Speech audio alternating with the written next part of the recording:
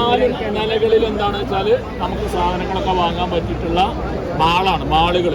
അതിലേറ്റ് mall കണ്ടില്ലേ, അതേമാതിരത്തെ മാളാണ്. സാധനമൊക്കെ വേണമെങ്കിൽ അതിൽ കയറിയിട്ട് നോക്കുകയൊക്കെ ചെയ്യാം. നോക്കാൻ പൈസ കൊടുക്കണ്ട. പല സാധനം ആകെ ഉള്ളിലൊക്കെ കയറിയിട്ട് എന്ത് ചെയ്യാം, നമുക്ക് കാണുന്ന സാധനങ്ങളൊക്കെ പോയി കാണുകയൊക്കെ ചെയ്യാം കേട്ടോ. സാധനങ്ങൾ വാങ്ങുന്നതൊക്കെ. അപ്പം അതിനുള്ള ക്ലോക്ക് ടവർ ബിൽഡിങ് കണ്ടോ എന്ന് ചോദിച്ചാൽ നിങ്ങൾ ഉള്ളിലേക്ക് കയറിങ്ങാണ്ട് കണ്ടോളി എപ്പോഴേലൊക്കെ കേട്ടോ. അതിന് ഉള്ളിലേക്ക് കയറിങ്ങാണ്ട് പിന്നെ ഇറങ്ങാൻ വഴിയേറ്റി പോരുന്നുള്ളൂ, കുഴപ്പമില്ല. വഴിയേറ്റുന്ന പ്രശ്നമല്ല. 3-ാം ബാത്റൂം ഇപ്പം എല്ലാവർക്കും ഓക്കെ ആണ്, എവിടെ തിരിഞ്ഞാലും കേട്ടോ. അപ്പോൾ ഒന്ന് നമ്മളിപ്പോൾ ഈ ക്ലോക്ക് ടവർ നാളെ നിങ്ങൾ എപ്പോഴേലൊക്കെ സൗകര്യം ഉണ്ടാകുമ്പോൾ കയറിങ്ങാണ്ടൊക്കെ ഇങ്ങനെ അതിലൊക്കെ ഇങ്ങനെ നോക്കിയിട്ട് മേലെ അതിൻ്റെ മുകളിൽ കയറി 4 നില കഴിഞ്ഞാൽ പിന്നുള്ളൊക്കെ റൂംസുകളാണ്. 3 ലിഫ്റ്റ് ഇറങ്ങി വരണ താഴത്തേക്ക് എത്തണമെങ്കിൽ ഒരു ഒറ്റ ലിഫ്റ്റ് അല്ല, ഒരു ലിഫ്റ്റ് ഇറങ്ങി വന്ന് പിന്നെ അവിടുന്ന് വീണ്ടും വേറെ ലിഫ്റ്റ് കയറി 3 ലിഫ്റ്റ്. അപ്പം അവിടെ മുകളിൽ റൂം കിട്ടിയാലും കറമല നിസ്കരിക്കണമെങ്കിൽ അരമണിക്കൂർ മുമ്പ് പുറപ്പെടണം, നാലെത്തോളൂ. നല്ല സൗകര്യമുള്ള കായുണ്ടെങ്കിൽ ഇവിടെയൊക്കെ റൂം എടുക്കാം. 900-1000 റിയാലൊക്കെ. ക്ലോക്ക് ടവർ ബിൽഡിങ് ഞാൻ പോരെ. ക്ലോക്ക് ടവർ ഇവിടുന്ന് കീഴ്പോട്ട് ഒരു വഴി ബസ് സ്റ്റാൻഡാണ്. ഇവിടുന്ന് കീഴ്പോട്ടിലാണ് ഇറങ്ങിയാൽ അത് നമുക്ക് പോകാനുള്ള ബസ് സ്റ്റാൻഡാണ് കേട്ടോ. ഇവിടുന്ന് പല ഭാഗത്തേക്കുള്ള ബസ്സുകൾ കിട്ടും ഈ ക്ലോക്ക് ടവറിന്റെ. അപ്പൊ നമ്മളെ രാജ്യത്തിലൊക്കെ ഈ സർക്കാർ വിഷയിലൊക്കെ വരുന്ന ആളുകൾക്ക് അവിടെ അതിന്റെ ബാക്കിൽ വന്നിട്ട് ബസ് നിൽക്കാം. ഓർക്കൊക്കെ താമസിക്കാൻ അസീസിയയിലാണ് താമസിക്കുക. 2 ബസ് അല്ലെങ്കിൽ 1 ബസ് കയറിയിട്ട് ഒരു വന്നിട്ട് അതിൻ്റെ അവിടെ ഇറങ്ങിയിട്ട് ഇതിൽ കൂടെ കയറി പോകലാണ്. പിന്നെ നിസ്കാരം കഴിഞ്ഞിട്ട് പോകുമ്പോൾ ഇവിടുന്ന് ഇറങ്ങിയിട്ട് 2 ഭാഗത്തുണ്ട്. ഒന്ന് ഇവിടെ ഉണ്ട്, പിന്നെ ഒന്ന് അവിടെ മറുവൻ്റെ ഭാഗത്തുണ്ട്. 2 ബസ് സ്റ്റാൻഡുകളാണ്. അത് ഫ്രീ ആണ് ബസ്സിൽ. ഹജ്ജിന് വരുമ്പോഴേ സർക്കാരിൽ പോന്നാൽ ആ ബസ്സിൽ കയറി ഇരുന്നാൽ മതി, കായ് കൊടുക്കണ്ട കേട്ടോ.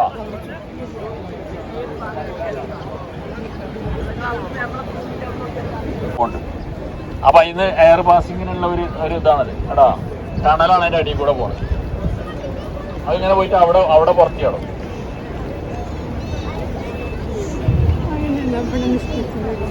നമ്മളിപ്പോ താമസിക്കുന്നത് അജിയാദിലാണ് അല്ലേ. അജിയാദിൽ ഈ ഭാഗത്തേക്ക് പോയാൽ മിസ്ഫല എന്ന് പറയും. മിസ്ഫല പണ്ട് നമ്മളെ അവിടെ തന്നെ റൂം എടുത്ത് അവിടെ ഭയങ്കര ബ്ലോക്ക് ആയിട്ട് തന്നെ അവിടുത്തെ ഒഴിവാക്കി കേട്ടാക്കി. മിസ്ഫല ഭാഗത്തേക്ക് മിസ്ഫല പറഞ്ഞാൽ താഴ്ന്ന സ്ഥലം ആൾക്കാർക്ക്, എല്ലാം ഉയർന്ന സ്ഥലം ഉണ്ടല്ലേ. ഇവിടെ കാണുന്ന എവിടെയാ നോക്കണ്ട. 4 കഴിഞ്ഞാൽ അവിടെ 3 ആയിരുന്നു കേട്ടോ. അങ്ങനെ 8 ഒക്കെ അവിടെയാണ്. നേരത്തെ ആരോ 8ന്റെ അടുത്ത് എത്തിയാന്ന് വിളിച്ചിനി. അപ്പൊ 8 അവിടെയാണ് കേട്ടോ. അപ്പൊ ഇത് 4 കേട്ടോ. അത് പണ്ടേ ഉള്ളതാണ്.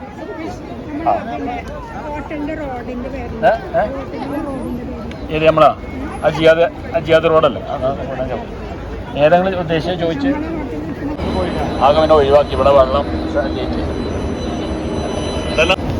അത് അണ്ടർഗ്രൗണ്ടിൽ പറഞ്ഞാലേ ഈ ഗേറ്റിന്റെ ഇവിടെ വന്നിട്ട് അടിയിൽ കിട്ടും. ഇവിടുന്ന് അണ്ടർഗ്രൗണ്ടിൽ പോയിട്ട് കിട്ടില്ല. അപ്പൊ അവിടെ ഉണ്ടോ സൗസിയില്ല, വിതരണല്ല. യെസ്. ഒന്ന് ഇവിടെ നിൽക്കേ. എവിടെ ഇങ്ങോട്ട് വരെ. ഈ ബിൽഡിങ്ങിന് പറയുന്ന പേര് ശരിക്കത്തു മക്ക എന്നാണ്. എന്താണ് ശരിക്കത്തു മക്ക? അബൂബക്കർ സിദ്ദീഖ് റളിയല്ലാഹുവിന്റെ വീട് ഇവിടെ ആയിരുന്നു നിലനിന്നൊന്നും അതിന്റെ സ്മരണാർത്ഥം ഇവിടെ ഒരു ചെറിയ പള്ളി ഉണ്ടായിരുന്നു. ആ പള്ളി പൊളിച്ച് കളഞ്ഞിട്ടാണ് പിന്നെ ഈ ബിൽഡിംഗ് കൂടെ ഉണ്ടാക്കിയത്. പക്ഷെ ആ പള്ളിയുടെ സൗകര്യം ആ ഒരു നില കംപ്ലീറ്റ് പള്ളിയാണ്. ആ ഗ്ലാസ് ഇങ്ങനെ ഇട്ടിട്ടില്ല, അത് മുഴുവൻ പള്ളിയാണ്. ആ 2 ഭാഗം പള്ളിയാണ്. അപ്പോൾ ഇവിടുത്തെ നിസ്കാരം തന്നെ ഉണ്ടാകുക. അപ്പോൾ ആയിക്കൂടെ ആ ദിമക്കൂടെ എങ്ങനെയാണ് കയറിയാൽ ആ പള്ളിയൊക്കെ എത്തും. ഞങ്ങൾ ഇന്നലെ ഇന്നലെ നമ്മളവിടെ പോയിന്ന് ഞങ്ങളവിടെ പോയി. അപ്പോൾ എന്താ വെച്ചാൽ ശരിക്കത്ത് മക്ക ഇതിൻ്റെ പേര്. അബൂബക്കർ സിദ്ദീഖിൻ്റെ വീട് നിന്നിരുന്ന സ്ഥലമാണെന്നാണ് പറയപ്പെടുന്നത്. അതിൻ്റെ സ്മരണാർത്ഥം അവിടെ ചെറിയ പള്ളി ഉണ്ടായിരുന്നു. പിന്നെ ആ പള്ളി പൊളിച്ചിട്ട് ഇതൊക്കെ പിന്നെ ഇവിടുത്തെ ഇവരുടെ ബിൽഡിങ്ങുകളാണ്. രാജഭരണകൂടത്തിൻ്റെ ബിൽഡിങ്ങുകളാണ്. അപ്പോൾ അതിൻ്റെ ഇതിന് വേണ്ടിയിട്ട് ആ പള്ളി ഒരു നില പള്ളിയായിട്ട് നിലനിർത്തി. നല്ല AC സൗകര്യമുള്ള പള്ളിയാണ്, ഉഷാറാണ്. പിന്നെ കാർപ്പറ്റൊക്കെ ആയിട്ട് ഉഷാർ പള്ളിയാണ്. കയറിക്കുവാണെങ്കിലൊക്കെ പിന്നെ എപ്പോഴേലും കണ്ടോളൂ.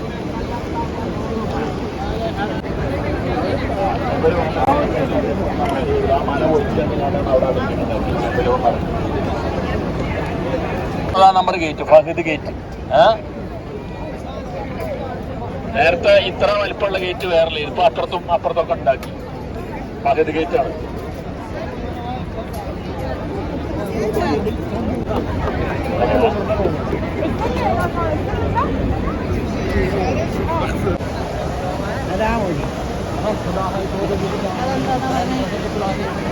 ദാറു തൗഹീദ്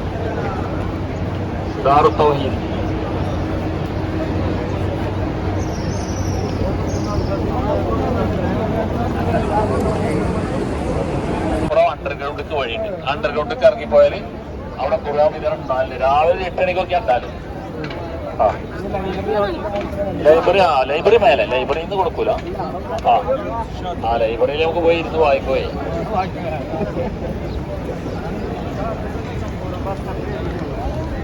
അണ്ടർഗ്രൗണ്ടിക്ക് വഴിയുണ്ട്. അണ്ടർഗ്രൗണ്ടിക്ക് പോയാൽ അവിടെ ഖുർആൻ എടാ ഇൻഷാ അല്ലാഹ്.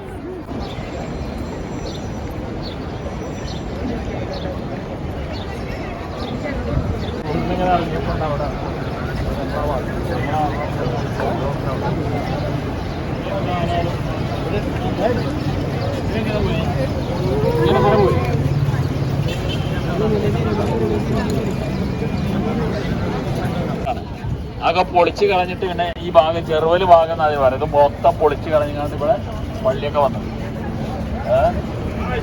കുറെ മലയാളി ഹോട്ടലുകൾ ഉണ്ടായിരുന്ന സ്ഥലമാണ് ഈ ഭാഗം. അത് പിന്നെ അല്ലാതെ ജാഹിലിയത്തിലൊരു സ്വഭാവം ഉണ്ടായിരുന്നു. പെൺകുട്ടി ജനിച്ചാല് എല്ലാവരും അല്ല, ചില ഗോത്രങ്ങളിൽ അവര് പെൺകുട്ടികൾ എന്ത് ചെയ്യും, ജീവനോടെ കുഴിച്ചു മൂടും. അല്ലേ? വിശുദ്ധ ഖുർആനിൽ പറയുന്നുണ്ടല്ലോ, വൈദൽ മൗഊദ് സുഇലത് ബിഅയ്യി ദംബിൻ ഖുതിലത്. ഈ ജീവനോടെ കുഴിച്ചു മൂടപ്പെട്ട കുട്ടിയോട് ചോദിക്കും, എന്ത് പാപത്തിന്റെ പേരിലാണ് നീ കൊല്ലപ്പെട്ടിട്ടുള്ളത്? അപ്പം അങ്ങനെയുള്ള ഒരു സ്വഭാവം ജാഹിലിയത്തിലെ ചില ഗോത്രങ്ങൾ കൊണ്ട് നടന്നിരുന്നു. അവരെ ഭാര്യമാരൊക്കെ പെണ്ണാണ്, ഉമ്മമാര് പെണ്ണാണ്. പക്ഷെ അവരെ കുട്ടികൾക്ക്, അവർക്ക് ആ പെൺകുട്ടികളുണ്ടാകാൻ പറ്റില്ല എന്നുള്ള എല്ലാവരും അല്ല, ആ കാലഘട്ടത്തിലെ ചില ഗോത്രങ്ങൾ. അപ്പം ഇസ്ലാമിക ചരിത്രത്തിൽ കാണാം, പിന്നെ സ്വഹാബിമാര് മുന്നേ അവർ ചെയ്ത കുറേ കാര്യങ്ങൾ ഇങ്ങനെ റസൂലുള്ളാഹിനോട് പറയും, ഞങ്ങൾ ജാഹിലികളായ കാലത്ത് ഞങ്ങൾ ചെയ്ത ചില കുറ്റങ്ങൾ. ആ കൂട്ടത്തിലാണ് സ്വഹാബി പറയുന്നത്, ഞാൻ ഒരു യാത്രക്ക് വേണ്ടി ഒരുങ്ങുകയാണ്, കച്ചവട യാത്രക്ക് വേണ്ടി ഒരുങ്ങുകയാണ്. അപ്പൊ എൻ്റെ ഭാര്യ പൂർണ്ണ ഗർഭിണിയായിരുന്നു.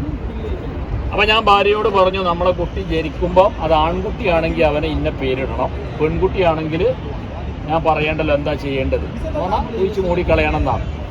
അങ്ങനെ അദ്ദേഹം പറയണേ, അങ്ങനെ അയാളുടെ കച്ചവട യാത്രയൊക്കെ കഴിഞ്ഞ് ഒരു 5 മാസം 6 മാസമൊക്കെ നീണ്ടു നിൽക്കുന്ന യാത്രയാണ് അവരിതുണ്ടാവുക. അങ്ങനെ കച്ചവട യാത്ര കഴിഞ്ഞ് നാട്ടിൽ ഞാൻ തിരിച്ചു വന്നപ്പം ഭാര്യയുടെ അടുത്ത് കുട്ടിയൊന്നും കാണുന്നില്ല. അപ്പോൾ ഞാൻ മനസ്സിലാക്കി എന്തായിട്ട്, നമ്മൾ പെൺകുട്ടിയായിരിക്കും, അവളെ കുഴിച്ചു മൂടിയിട്ടുണ്ടാവും. അതുകൊണ്ട് അവരോട് ആ കാര്യങ്ങളൊന്നും പിന്നെ ചോദിച്ച് വേദനിപ്പിച്ചിട്ടില്ല. അവർക്കും വേദന ഉണ്ട് സംഗതി, കുഴിച്ചു മൂടില്ല. പക്ഷെ അവരെ അഭിമാനബോധം കൊണ്ടാണ് കുഴിച്ചു മൂടുന്നത്. എന്നിട്ട് ഇയാൾ പറയണം, അങ്ങനെ എൻ്റെ വീട്ടിൽ എൻ്റെ അയൽവക്കത്തുള്ളൊരു കുട്ടി ഇടയ്ക്കിടയ്ക്ക് ഇങ്ങനെ സന്ദർശിക്കും, ഞാൻ ആ കുട്ടിക്ക് എന്തെങ്കിലും ഹദിയ കൊടുക്കും. അങ്ങനെ ഞങ്ങൾ വലിയ ബന്ധമായി. ആ കുട്ടിയെ കാണാതിരിക്കൽ എനിക്കും പ്രയാസം, എന്നെ കാണാതിരിക്കൽ കുട്ടിക്കും പ്രയാസമായി. നല്ലൊരു ആത്മബന്ധം ഞങ്ങൾക്കിടയിൽ ഉണ്ടായപ്പം എൻ്റെ ഭാര്യ എന്നോട് ചോദിച്ചു, ആ വരുന്ന കുട്ടി ആരാണെന്ന് നിങ്ങൾക്ക് അറിയാമോ? അപ്പോൾ നമ്മുടെ അയൽവാസിയുടെ കുട്ടിയല്ലേ. അപ്പം ഈ പെണ്ണ് പറയണം, അല്ലാതെ നിങ്ങളുടെ രക്തത്തിൽ പറഞ്ഞ നമ്മുടെ കുട്ടിയാണ്. സ്വാഭാവിക അയാളെ വേണം വിടേണ്ടതായിരുന്നു. പക്ഷെ അയാൾ പറയണം, എൻ്റെ അഭിമാനബോധം എനിക്ക് വല്ലാത്ത ഒരു ഇതുണ്ടാവുകയും ഞാൻ ആ കുട്ടിയെ കൈപിടിച്ച് കൊണ്ടുപോയി ഒരു കിണറിലേക്ക് വലിച്ചെറിഞ്ഞതാണ്.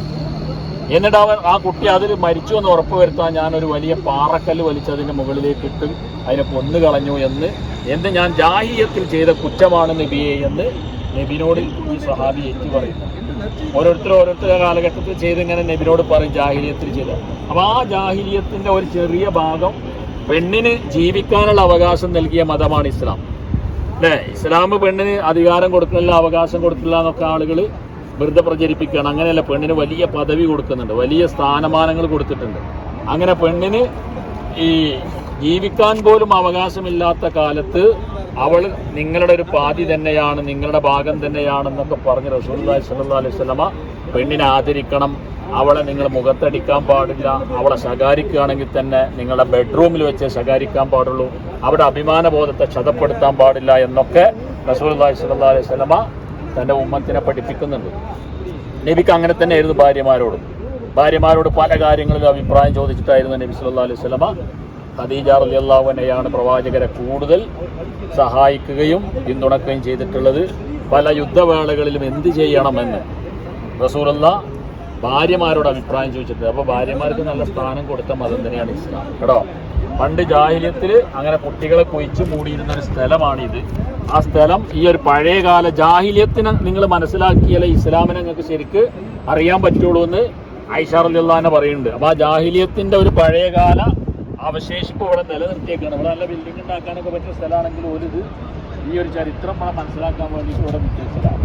ഇൻഷാ അല്ലാഹ് നമ്മൾ ഇന്ന് ഈ വരുന്നത് ഉമർ ഖത്താബ് ഇസ്ലാം സ്വീകരിച്ച് വരുന്നത്. അതിൽ ഹംസ റളിയല്ലാഹു അൻഹു അദ്ദേഹം വാള് ഊരി പിടിച്ചിട്ട് വാതിൽക്കൽ മാറിയിരുന്നു. ഉമർ വരുന്നത് നല്ലതിനാണെങ്കിൽ നല്ലതിന്, അല്ല ഉമർ വല്ല പോക്കിത്തരം കാണിക്കാനാണെങ്കിൽ ഞാൻ അവൻ്റെ തല എടുക്കുന്നതാണ് ഹംസ റളിയല്ലാഹു അൻഹു പറയുന്നത്. അങ്ങനെ ആ അർക്കമിൻ്റെ വീട് ഇപ്പം ഹറമിൻ്റെ ഉള്ളിലാണ്. അപ്പോൾ വെച്ചാൽ അത്രയും അന്നത്തെ ആ ഒരു അനുസരിച്ച് അത്രയും ദൂരെയാണത്. കുറേശികൾ കാണാത്ത കേൾക്കാത്ത അല്ലെങ്കിൽ അവരുടെ ശ്രദ്ധയിൽപ്പെടാത്ത സ്ഥലം അർക്കമിൻ്റെ വീടായിരുന്നു. ആ അർക്കമിൻ്റെ വീട് ഇപ്പം ഇന്ന് ഹറമിൻ്റെ ഉള്ളിലാണ് കേട്ടോ. അപ്പം ആ കാലത്ത് അവിടെയൊക്കെ വീടുകൾ ഉണ്ടായിരുന്നു എന്നർത്ഥം. ഇന്ന് പള്ളി നിൽക്കുന്ന സ്ഥലത്തൊക്കെ വീടുകൾ നിലനിന്നിരുന്നു. പിന്നെ ഹറം ഇങ്ങനെ വികസിച്ച് വന്നതാണ്. അക്കൂട്ടത്തിലുള്ള ഒരു വികസനമാണ് പിന്നെ 2030 വിഷൻ 2030 ഭാഗമായിട്ട് ഹറമിൻ്റെ വികസനത്തിൻ്റെ ഭാഗമായിട്ടാണ് ഈ ഒരു പള്ളി.